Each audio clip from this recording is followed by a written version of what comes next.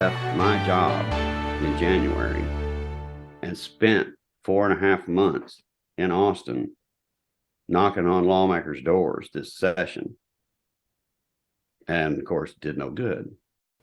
Yeah, frustration for many marijuana advocates as Texas lawmakers end the session with no new laws. In-depth reporter Alicia Nespreto has more.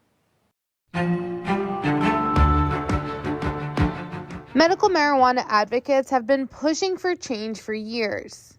Yeah, I think about quitting. I think about giving up. But then the next day I wake up and the first thing I think about is him.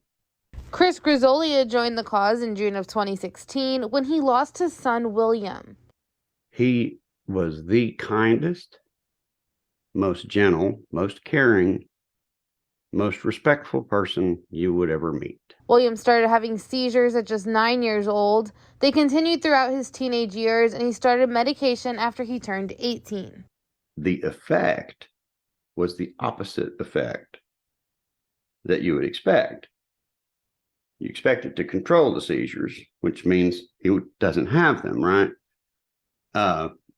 Basically, it made them like scheduled. The January before his death, William started asking about marijuana after reading it helped others with seizures. At the time, the Texas Compassionate Use Program had already passed, but was in the early planning stages and not available yet. He was kind of stuck.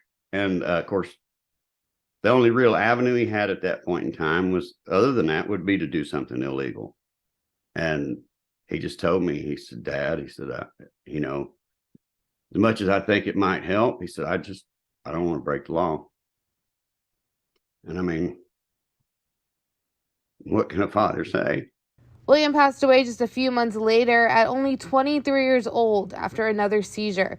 Following his death, Grisolia started looking into if medical marijuana would have helped. I just was hooked, and I had to continue to research, and that's when I dove in head first. After reading many stories about people who benefited from it, he started pushing for more awareness in Texas. The Teacup program, as far as patients, keeps expanding. The growth is getting exponential. It would be exponential had they done what we tried to get done this session. A House bill was introduced this year which would have added chronic pain to the compassionate use program. That bill died in the Senate. It would have been terrific. It would have made it more accessible to more Texans, and more people could have found relief and been able to get off opioids, which would have been a tremendous help to the residents of Texas who are suffering. Medical professionals who prescribe and work with marijuana say the impact they see in their patients is drastic. It's remarkable. When people come back to us for renewals, it's remarkable to hear the stories about how their lives have changed. People who get off of the opioids that have so many negative side effects, and they're able to transfer to this medication without those side effects. The stories are remarkable.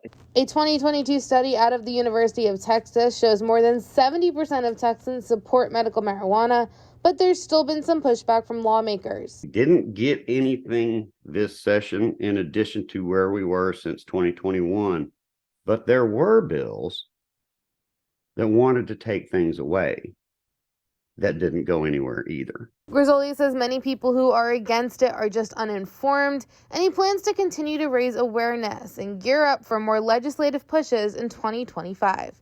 Alicia Nespreto, 25 News.